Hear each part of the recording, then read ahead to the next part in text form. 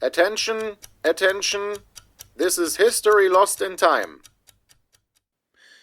And welcome to episode 50 of the History Lost in Time podcast. This podcast is available in German and English on YouTube, Spotify and Podcast.de, with social media presences on Blue Sky and Instagram. The topic of this episode. In episode 50, I venture into the borderland between history and current affairs. This episode is about those main battle tanks used in the Ukraine war, which can already be described as historic. I'll take a look at the older models used by both sides and see how they perform on a modern battlefield.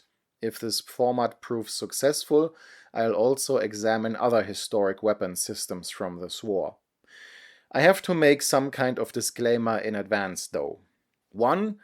I'll only briefly touch on the modern tanks. After all, my focus here is on history and I'm not a war correspondent. 2. I might cover armored vehicles that aren't main battle tanks, such as infantry fighting vehicles or anti-aircraft vehicles in a future episode. 3. I'll only be able to provide a rough overview. This is due, first of all, to the amount of material, but also to the uncertainty of the situation. Reports from the combat zones only come from the combatants themselves, and these reports are naturally distorted. Drone footage can also be edited to convey the desired message and omit what one wishes to conceal. Therefore, caution and restraint are called for, especially when it comes to spectacular events. Special claims require special evidence. Since there is no such evidence, I prefer to remain cautious and argue with distance, objectivity, and restraint. Political agenda and background. With this topic, I think I need to make it very clear that I am not interested in a political assessment of this war, but rather a purely military technical perspective. I have my own opinion on the Ukraine war, and it's very firm. Online discussions won't change that. Furthermore, I don't want the comments section to develop into a proxy war between Russia and Ukraine supporters. To be clear, what's discussed in online comment sections influences neither this conflict nor the opinions of others with whom one speaks. That's an experience I asked you to take into account. So, can we try to leave the current affairs level and focus purely on military technology? There are really enough propaganda regions on the internet where one can let off steam if one wants to. The sources that were used. There are no written sources on this topic yet, so I am relying on internet sources here. As long as the war continues, and probably for several years afterwards as well, we will be stumbling around in the so-called fog of war, meaning we'll have to work with incomplete information and fight against propaganda and deliberate misinformation. I therefore assume that some of what I say here will probably have to be corrected later. However, as of the current status, which is the end of 2025, this is the best I've been able to gather. The Ukraine war that began in February 2022, yeah, it's already starting here. Did it really only start then? Or already in 2014, when the fighting broke out in Luhansk and Donetsk? Or already with the annexation of Crimea? That's something to argue about.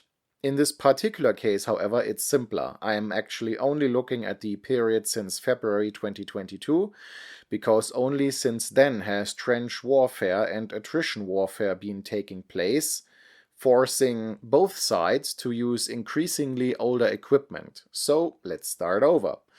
The Ukraine war, which began in February 2022, was planned by the Russian side as a short 3-day campaign. It was also intended to not involve major fighting. Rather, the plan was for a rapid, mostly bloodless occupation of Ukraine, bringing about regime change in line with Moscow's wishes. There is no other explanation for the nature of the invasion and the behavior of the troops. Local resistance was certainly planned for, but a major war was not foreseen. Russia's tank forces were initially equipped primarily with modern variants of the T-90, T-80 and T-72. The T-90 has served with the Russian armed forces since 1992.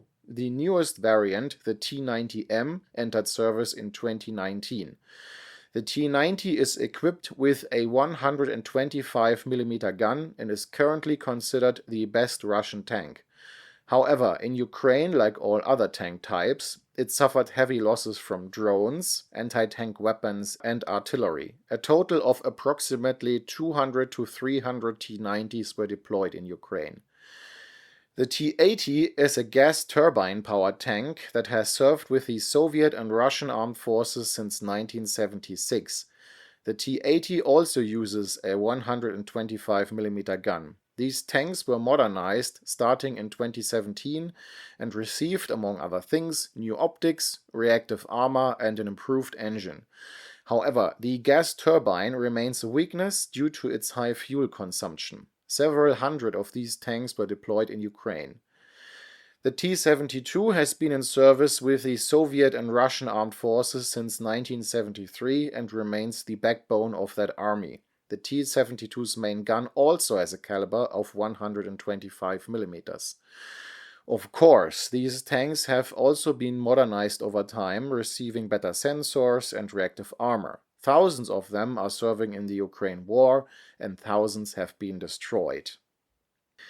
The newest Russian tank, the T-14 Armata, on the other hand, has not been seen on the front line. It is suspected that it is either only partially operational or is being deliberately held back. However, it has become clear that the tank itself cannot be used in the Ukraine war as expected. When one thinks of tanks, one often has a distorted image in mind. One imagines hundreds of tanks racing toward the enemy across a plain with everything bouncing off them. This image of the indestructible battlefield monster has been built up over the past few decades, especially around the most modern main battle tanks. But it has never been true. Tanks have always suffered heavy losses from numerous weapon systems: mines, anti-tank weapons, aircraft, and artillery. When the high losses at the beginning of the Ukraine war became apparent, there was already speculation that the time of the tank was over. In my opinion, this reveals a flawed and modern view of technical systems. If it doesn't work perfectly, throw it away and think about a replacement. But that's not how you should proceed in critical situations. A bad tank is better than no tank. Even if it's vulnerable, the tank remains the best combination of mobility, protection, and firepower. The tank can only be discarded when it can be replaced by something better. Ever since wars began, soldiers have died. But is anyone speculating that soldiers must be retired? The debate about the end of the tank is just as nonsensical as long as there is no replacement of any kind. Both Ukraine and Russia recognized this long before Western media and politicians, and instead tried to bring everything available to the front. In Russia, production of T-90 tanks was significantly increased, but the economy was nowhere near able to keep pace with the losses at the front. Russia benefited from the fact that the Soviet Union, unlike Germany for example, stockpiled large quantities of old equipment instead of destroying or selling it. Therefore, there were in principle thousands of tanks available that could be reactivated. These tanks were of varying ages and in varying conditions. Simply filling them up with fuel, starting them up and driving them to the front was only possible in the rarest of cases. These tanks too had to first go through the armaments factories to be restored and modernized, which also tied up capacity and ensured that these tanks only reached the front a few at a time. Logically, older models of the T-90, T-80 and T-72 tanks already in service were reactivated and restored first. While these models can fill the gaps, they are naturally just as vulnerable to drones, anti-tank defenses and artillery as their modern counterparts, if not more so. The massive use of drones, which hardly anyone expected, as well as the surprisingly massive use of artillery, made things difficult for the tanks. The fact that a kind of modern trench warfare, reminiscent of the battlefields of the First World War, had developed in Ukraine was also unforeseen.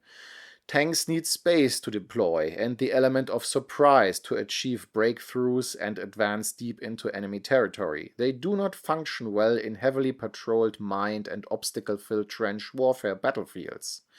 This resulted in high losses and led to Russia having to quickly reactivate even older models. As early as the end of 2022, large quantities of old T-62 tanks were removed from depots. Unlike the T-72, T-80 and T-90 tanks, this vehicle does not have a 125mm gun but a 115mm gun. This requires different ammunition, which poses logistical problems. The T-62 was developed during the late 1950s and entered the Soviet Army in 1961. It was never fully decommissioned, but it became increasingly rare. While it was the Soviets' primary tank in Afghanistan in the 1980s, it was only used sporadically in the wars in Chechnya and Georgia in the 1990s and 2000s respectively. Due to its advanced age, it urgently needed to be modernized. It received new optics, thermal imaging cameras and reactive armor to function effectively on the modern battlefield and avoid stumbling around deaf and blind. The T-62 is used to replenish exhausted tank units, but primarily on the southern front, which is generally not the most active sector of the front. It is estimated that up to 1,000 T-62s are in service. Several hundred have already been destroyed. From 2023 onward, the T-54 T-55s were also spotted. The origins of this tank lie in World War II. The T-34 in use at the time urgently needed to be modernized, which led to the development of the T-44. However, by the time the T-44 was operational, the T-34 had been equipped with the same 85mm gun and upgraded to the T-34-85. The T-44 offered few advantages, so work began directly on a model with a 100mm gun. To cut a long story short, this work ultimately led to the T-54, which served in the Soviet armed forces from 1948 onward. Due to their similarity, the T-54s and T-55s are often referred to as one tank of the T-54-55 type. More than 100,000 units were produced, making it the most produced tank in the world. This brief historical introduction also makes it clear that this is a very old tank. Since 1980, the T-54-55s in the Soviet Union were replaced by newer models and sold to allies or stored away. Indeed, even Russia, which stockpiles everything, began selling off stocks of T-62s and T-54-55s in the 2010s. The high demand for tanks in the Ukraine war naturally put an end to these efforts. Instead, several hundred T-54-55s were restored and returned to frontline service. However, because they are extremely vulnerable to modern weapons, they are primarily used as mobile artillery, static bunkers, or decoys for enemy drones. Because they use a 100mm gun, they also require ammunition, which is no longer available in this form in Russian armored forces. A short explanation before I move on to the Ukrainian tanks. Why are tanks so vulnerable in this war? This is due to several factors. Let's start with the tank itself, namely the armor. There may be a perception that tanks are heavily armored everywhere, and therefore it doesn't matter where you hit them, but that's not true. Modern tanks are main battle tanks that combine the characteristics of the old medium tank, high mobility and good armor, with the high firepower of heavy tanks. However, their armor is particularly strong at the front and on the front of the turret. The armor on the sides, rear, sometimes also at the underside, but especially on top, is often quite thin and can be successfully attacked even with old-fashioned anti-tank weapons. In a classic tank duel where tanks fight head-on, this doesn't matter, but on a modern battlefield it does. Drones and artillery shells come from above and therefore hit the lightly armored engine decks. They bypass the tank's strong frontal armor and hit its weak points. Similarly, modern intelligent infantry anti-tank missiles can target the tank's weak points and bypass its strong front. Mines, on the other hand, test the tank's underbody protection, and older tanks in particular can't always keep up with this. So if you focus too much on frontal armor protection in relation to enemy tank guns, you fail to recognize that tank-on-tank duels, while still occurring, are not the primary form of combat for tanks. So much for this explanation. Now let's take a look at the, let's call it, colorful vehicle fleet of the Ukrainian armed forces. The backbone of the Ukrainian armored forces is the T-64. This tank entered the Soviet armored forces in 1966. It was the first Soviet tank to feature a 125mm gun. It is essentially the predecessor of the T-80 and a half-ancestor of the T-72. It has been modernized repeatedly over the decades, but cannot compete with modern tanks such as the Russian T-90M. Hundreds are in service on the Ukrainian side, but have suffered heavy losses. A smaller number of T-72s are in service with the Ukrainian armed forces. Since the beginning of the war, Ukraine has received numerous T-72s from NATO countries that were formerly part of the Warsaw Pact, including Poland, the Czech Republic, and Bulgaria. Ukraine, therefore, possesses a very large variant diversity of T-72 tanks. The T-64 continues to serve as the workhorse of the Ukrainian tank forces. It is complemented by the more modern T-72. However, like the Russian tanks, both types suffer from high vulnerability on the modern battlefield. During the war, the Ukrainians managed to capture a small number of Russian T-90s, T-80s, and T-72s. These were then used by the Ukrainians. A few T-62s were also captured, although these are only of limited use. From Slovenia, Ukraine received 28 T-55s of the M555 subtype, which were upgraded with Western sensors, reactive armor, and a 105mm gun. They proved surprisingly useful in defensive roles and as fire support. However, they are no match for modern Russian tanks. When the old Soviet tanks ran out in NATO countries, deliveries of Western tanks also began. Modern tanks were delivered only in small quantities, and even these tended to be older versions. There were larger deliveries of older models, albeit over very long periods. The most numerous old tank is undoubtedly the German Leopard 1, of which more than 100 have already been delivered. The Leopard 1, a product of the 1960s, was developed as a highly mobile main battle tank with strong firepower but weak armor. Its 105mm gun struggles with modern Russian armor, but it has proven very useful in defensive roles and as fire support. The Ukrainians therefore have to use this tank very carefully. Modern reactive armor has somewhat reduced its vulnerability. The Leopard 1 tanks were cobbled together from a variety of sources and all had to be overhauled and modernized. The sensors in many of them were either outdated or completely removed. Since the Leopard 1 comes from an era in which the emphasis was on don't be seen, don't be hit, rather than armor, it is particularly vulnerable. On the other hand, it was developed to repel massive Soviet tank attacks, which is why it is actually predestined for this task, albeit many decades later and much further east than originally planned. More modern Western tanks, of which older models are in use, include the German Leopard 2, the British Challenger 2, and the American M1 Abrams. The most numerous is the Leopard 2, with over 100 units delivered from various countries in various variants. The Leopard 2 is a powerful tank with a punchy 120mm gun, making it capable of taking on even the most modern Russian tanks. However, on the battlefield it has also proven vulnerable to the aforementioned mix of modern weapons.